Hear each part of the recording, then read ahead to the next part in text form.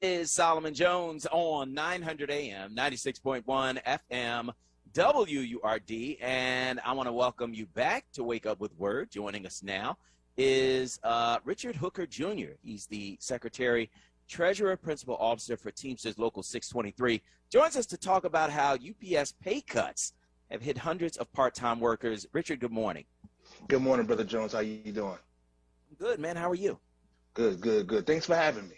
Absolutely, man. So, what's going on at UPS? So, May of 2021, UPS was having a hard time hiring people because of the online shipping boom due to COVID. A lot of people are not going to stores any longer. So, of course, everybody stays home and they order everything. And to keep up with that, UPS had to raise the wages. And so what they did was, here in Philadelphia, for certain shifts, they raised the wage to $19 and to $17. So for the last 9 months, a lot of our members were getting a pay bump. Some were making $19, some were making $17 and an increase. Some were making $4 more an hour. Some were making $2 more an hour. Okay. And all of a sudden, they just took it. Oh, wow. Wow. And so are the part-time workers, so the part-time workers are unionized too? Yes, sir. How long does it take for a part-time worker at UPS to get into the union? Once you pay your initiation fee, normally about 6 weeks, you are a seniority worker and you're in the union. Okay. And so there wasn't anything in the union contract that mandated what the wages would be? Like, how did this work? Did they just gave it to them and it wasn't in the contract? Is that what happened? So in our contract, all of our wages are at minimum rates, not maximum rates. So the company can raise the wages, but when you get on TV, the CEO, Carol Tomei, she gets on TV and tells her shareholders and the country that their profit margins are a year ahead of schedule, and that she's going to give her shareholders a 50% increase in dividends. Then you turn around, the day prior and take away the money from the largest sector of your business to, give to shareholders. It's a slap in the face. Our workers have worked 2 years in a pandemic, making UPS the most profitable it always has been. And this is the treatment that they give our workers, and then it's just not fair. And we understand what the contract says. We get that all the rates are at a minimum. But it also says in the Pennsylvania state law that you cannot take a worker's wage without first letting them know. UPS didn't let them know. They just took it, and so they're in a violation of that as well.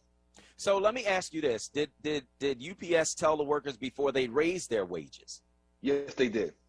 Okay, so they announced that they were raising the wages, but they didn't announce that they were cutting the wages. So you just got I'm just trying to imagine it. So they just got their paycheck, and it was like, wait, what happened? Why is my pay so low? Is that what happened? That's what happened. They just got the check and said, hey, what's going on? And of course, the management, they don't care. So of course they reach out to us, and we're telling them what happened, and they're like, how is this fair? And so we explained to them, how it works. But again, when you've been making $4 more per hour for 9 months, then all of a sudden, your employer just takes it away from you. You're not going to want to do the work. You're doing the same job. You're coming in under stressful situations.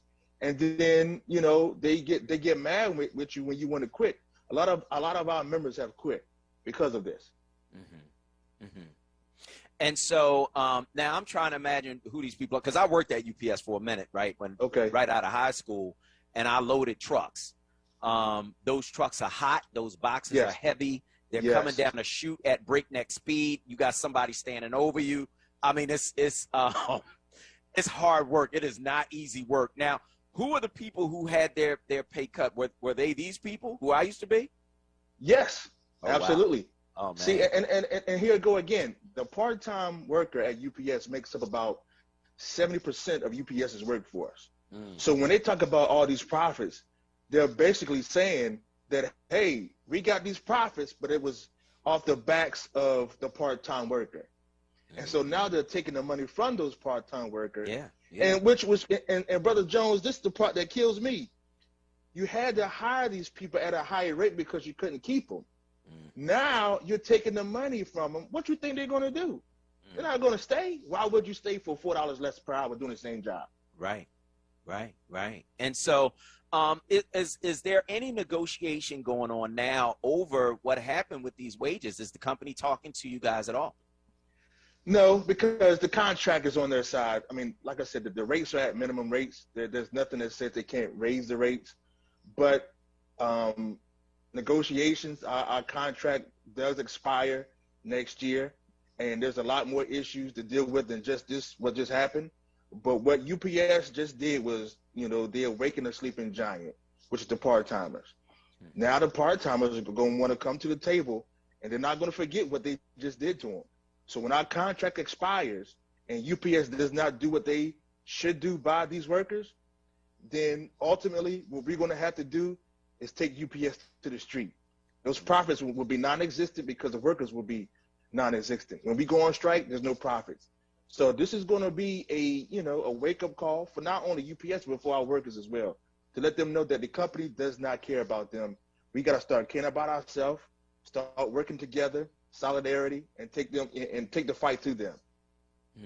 So while they are slashing the wages, what do their share prices look like on the stock market? I haven't looked at it in about a week or so, but the last I saw, it was a little bit over $200, I believe, per share. And again, before the pandemic, UPS shares prices were low hundred, maybe 102, 103. Now you're talking about they're up into $200 because the pandemic has made them the most profitable they've ever been. And this is what they do to their workforce. They come to work every day through COVID. People coming in, while they're sick, while they have people at home with COVID, they're coming in, working all these extra hours, extra days. And this is what UPS notoriously does to its workforce. So where do you go from here? So you've reached out to them. They haven't responded. Is that what happened? No, and they're not going to, because, again, they don't have to, because negotiations won't start probably until the fall, and the contract doesn't expire until next July. And so, they know they're wrong. We've been having rallies, and we actually delivered about 2,200 signatures. We had a petition going on to keep the rate and the wages where it's at. No one's responded yet. But again, I know they won't, because they don't feel they have to. But they are going to have the answer for this either now or later. 2023 will be here before you know it. And again, it is against the Pennsylvania law to take the wages from a worker without notifying them first. They're going to have the answer for that. And so their stock price has kind of risen steadily throughout the pandemic, taking a look at their numbers, but largely on the back of the workers. So now they have slashed that. They've lost some workers. How has the loss of some of these workers affected the company? They have had to hire. Again, normally when they hire, it's later in the year, but they're constantly having to hire because people are constantly quitting. Again, you can't take wages from people and expect them to stay and do the same work, like you said earlier, in the heat, breakneck speed, people getting hurt, all these kinds of things. You can't take that money from people and think they're going to show up for work. This is not going to happen. And again, they're going to have an answer for this, either through negotiations or people just not going to show up for work. If they don't show up for work, then those profits don't happen. So they can't have it both ways. And again, they're going to have the answer for this. So let me ask you this: the part-time workers, do they have benefits at UPS?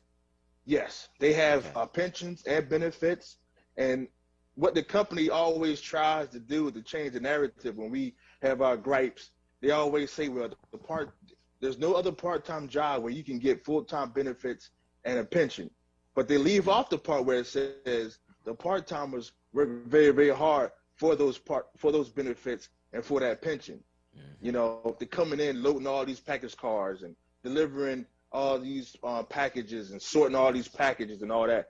They don't never mention that. They always talk about how they get this and they get that. But the part-timers work just as hard, if not harder, than the full-time employees. Yeah, I'm a witness, brother. That's Richard Hooker from the Teamsters. He represents the part-time workers at UPS who have had their pay slashed at UPS and are now suffering the consequences of that. Brother, we're going to be following this story. Please keep in touch because we want to know what happens with these part-time workers. Workers worthy of his hire, man. They should get their money. So thank you so much for joining us this morning on WURD. Thank you for letting us tell our story. Thank you. Okay. All right. So we want to hear from you. You can give us a call, 215-634-8065. That is 215-634-8065. That is the number that you can call to get in on the conversation right here at WURD Radio. UPS cut wages 20% for hundreds of part-time Philly workers, taking them by surprise. The Teamsters Union says the pay reduction was illegal according to state law, but not in the contract, that pay rate that they were getting. And so they are going to be hearing it at the table when they come back for negotiations. I want to hear from you. Give me a call, 215-634-8065 is the number you can call to get in. Kawesa, when I worked at UPS, it was out in Fort Washington, and I was loading those trucks. I was young. I might have been, 18, 19 years old, loading those trucks. That was hard work. And, I could do it because I was young, and all of that. But that work was hard. You in that hot truck loading these packages, and you got to pack them in a way where the packages don't fall. So you're literally like building, walls, like building. The packages are like building blocks, and you're building them, but at the same time you have to check the zip code to make sure that you're getting the right packages in your truck. And they'll send down test packages down the chute to see if you're really looking, to make sure that all of these packages are supposed to go in the truck. And if you let one in that's not supposed to be in the truck, then you got a supervisor, right, who's going to come in and be like, nah, you're wrong, et cetera. You get too many wrong, you're gone. And so it is a high stress, very hard job, right? It's not easy at all. And so these workers, man, if y'all look, you got to pay them. You got to pay them because that is backbreaking work. So I want to hear from you. Give me a call, 215-634-8065. That's the number you can call to get in on the conversation right here at WURD Radio. Quase, I've had a lot of jobs. I've done a lot of different things, right? I was a police dispatcher. I was a truck loader. I worked at Wawa making Wawa hoagies early on when they first started making sandwiches. What else? Worked as a stock clerk at a drugstore downtown, and worked as a cashier at a supermarket. It was a market called Carrefour. It was actually called a hypermarket. It was a huge market that sold clothes and food and other electronics, all kinds of stuff. I have had a lot of jobs. Maybe that's why I can feel for folks and understand folks' plight, man, because I've been there in a lot of those cases. Let's talk to Brother Hurt from North Philly on line 1. Go ahead, Brother Hurt. What's up? Hey, Simon, what's going on, baby? Hey, Simon, they just moved, baby, on that little kid who got shot yesterday. If you can, pull his page up and see what's going on with that.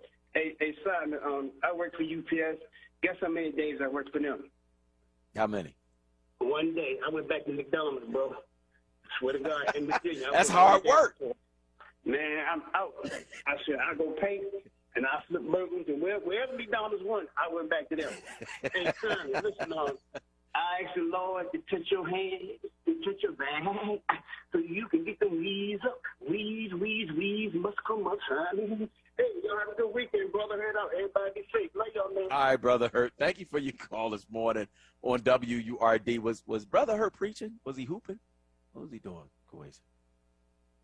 Yeah.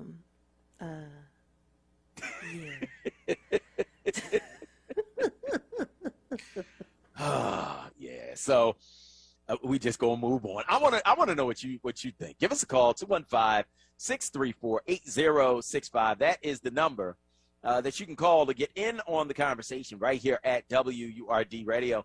Let us know where you are in these various things we are talking about on this morning show. 215-634-8065 is the number that you can call to get in on the conversation right here at WURD Radio, and let us know where you are in these various things we are talking about on this morning show. 215-634-8065 is the number, and you can also weigh in on Facebook at WURD, at FORWURD. That is FORWURD. Let's talk to Steve from Alney on line 2. Go ahead, Steve. Hello, WURD audience. I'm happy to be here. I'm going to comment on UPS. I also worked there years ago. And when you're speaking to the public about working at UPS, actually, I don't think people can really visualize it. Yeah. You're not just on a truck. If you can just visualize one person standing behind a tractor trailer, and it opens up, and that individual, has to unload it box by box. And those people who ever have been to Smith Playground and seen that giant sliding board, that's almost like that train is a train that comes around UPS, and the boxes slide down, and you got to grab them one by one and put them on a chute by zip code. So I'm just highlighting it is a very, very physical job, and they deserve anything that they ask for. That's right. That's right. Steve, you are absolutely right. People don't know, man. It is hard, back-breaking work. You in that truck. I was a loader. Steve just talking about unloading. I was loading the truck. You in that truck. It's hot. It's dusty. It's, it is a lot. Then you got somebody actually like, a supervisor, like, kind of standing over you a little bit, and it's like, nah, man, that is back-breaking work. So whatever they ask for, Steve is right. They absolutely deserve it, man. You better pay them people. You got them down there doing that back-breaking work, loading them trucks, unloading them trucks. Talk about y'all get a pension, man. I need to be able to live now. You know what I'm saying? So give the people their money. I mean, right is right. So we're gonna go to break. On the other side of this break, we are going